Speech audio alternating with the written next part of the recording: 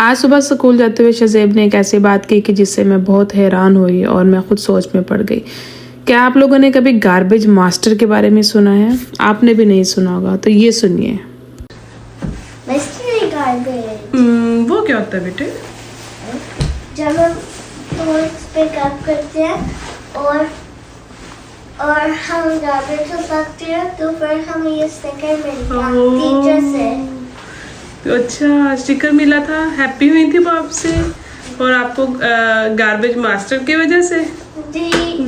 Oh my god, you happy? जी माशाल्लाह। एक दिन में सबको मिलती है। अच्छा, डिफरेंट चीज़ों का आपको गार्बेज मास्टर का मिला और आपके फ्रेंड को? ना हैरानगी की बात, पूरी ज़िंदगी हमने यही सुना है कूड़ा उठाने वाला आ गया है, या बहुत पुराने बुजुर्ग हमारे जो होते थे मोहल्ले में, तो वो कहते थे चूड़ा आ गया, उसको जो है ना को कि हमारा कूड़ा उठा के ले जाए। गार्बेज मास्टर, कितना यूनिक उन्होंने इस चीज़ को कॉन्सेप्ट दिया है कि मेरा बेटा स्कूल जाने के लिए बहुत ज़्यादा एक्साइटेड था एक दिन पहले और मुझे कहता है मामा मुझे टाइम पे स्कूल भेजना, क्योंकि आज मेरी एक रिस्पॉन्सिबिलिटी है, मैंने वो पूरा करके अपने टीचर को हैप्पी करना है। कल तो मैं इससे पूछना भूल गई, लेकिन आज सुबह स्कूल जाते हुए इसने मुझे बताया कि मामा आपको पता है कि मैं कल गार्बेज मास्टर था। और ये मेरे लिए बहुत डिफरेंट बात थी, क्योंकि हमने तो शुरू से और ही कुछ कंसेप्ट देखा है। मुझे अच्छी तरह से याद पड़ता है कि हमारे जो है ना पड़ोस में एक बहुत ही ज़्यादा बुजुर्ग खातून रहती थी, काफ़ी बुजुर्ग थी और बहुत अल्लाह वाली भी थी। मैं छोटी होती थी ना, मुझे उनकी एक बात पे बड़ा अजीब सा लगता होता था और मेरी आंखों में बाज़-औक़ात ना आंसू आ जाते थे। शुरू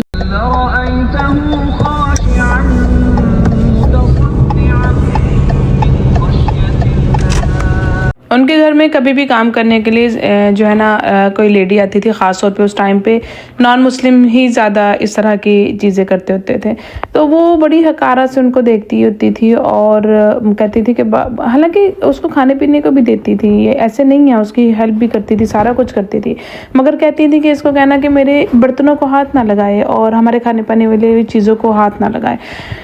उसके बर्तन उन्होंने अलग रख रखे थे। मुझे समझ नहीं लगती थी उस वक़्त में कि मुझे इतना ये क्यों बुरा लगता है, मुझे क्यों इस बात की इतनी तकलीफ़ होती है। तो आज मुझे मेरे 7 साल के बेटे ने बताया है कि मुझे उस वक़्त इतनी तकलीफ़ क्यों होती थी। मुसलमान होने के नाते किताबों में बड़ों से, बुज़ुर्गों से, सबसे हमने यही सुना है। एक इंसान होने के नाते, बल्कि मुसलमान हो तो तब होंगे ना जब हम अच्छे इंसान होंगे।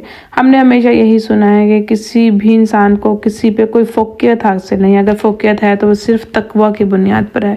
किसी अरबी को अजमी पे और अजमी को अरबी पे कोई फजीलत हासिल नहीं है। मैं नहीं जानती कि आप लोगों की राय क्या है, मगर मुझे ऐसा लगता है कि हमने सिर्फ अच्छी बातें सुनी और पढ़ी हैं, हमने उस पर अमल नहीं किया। कनाडा में या दूसरे वेस्टर्न कंट्रीज़ में ज़्यादातर सेल्फ सर्विसेज ही होती हैं, लेकिन मैंने अपने बच्चों को यही सिखाया है और वो यही करते हैं कि कोई भी क्लीनिंग वाला स्टाफ जहाँ भी हो, कोई रेस्टोरेंट है, कोई मॉल है, कहीं पे भी स्नो रिमूव करने वाले हैं, कोई भी है, एटलीस्ट मेरे बच्चे उसको थैंक यू ज़रूर बोलते हैं, उसको अप्रिशिएट ज़रूर करते हैं। हमें कोशिश करनी चाहिए कि चाहे कोई डिलीवरी करने वाला हो, वो कोई क्लीनिंग करने वाला हो, कोई आपका हेल्पर हो, कोई मज़दूर हो, कोई वेटर हो, कोई आपको खाना सर्व कर रहा है, जो भी हैं वो लोग आपकी हेल्प कर रहे हैं, उन लोगों का ख्याल रखें, कोशिश करेंगे उनकी दिल आज़ारी ना हो। आजकल हम सिर्फ पैसे वाले को इज्जत देते हैं, जिसके पास पैसा है उसको हम सलाम भी करते हैं और इज्जत भी देते हैं, हालांकि लेकिन इज्जत किसी की भी जागीर नहीं है, इज्जत हर बंदा डिजर्व करता है। प्राइम मिनिस्टर से लेकर क्लीनिंग करने वाले तक हर बंदा वर्कर है और हर वर्कर इज्जत डिजर्व करता है। हर एक की अपनी अपनी मेहनत, अपना अपना काम और अपनी अपनी जिम्मेदारी होती है। अल्लाह ताला हम सब की इज्जतों को सलामत रखे, हमारे दिलों को नरम बनाए। बच्चों को स्कूल ड्रॉप करके बस अपना नाश्ता पकड़ा और मैं भी जॉब के लिए निकल गई। मौसम बड़ा खूबसूरत था, स्नो हुई थी और उसकी वजह से ड्राइविंग का और भी मज़ा आ रहा था।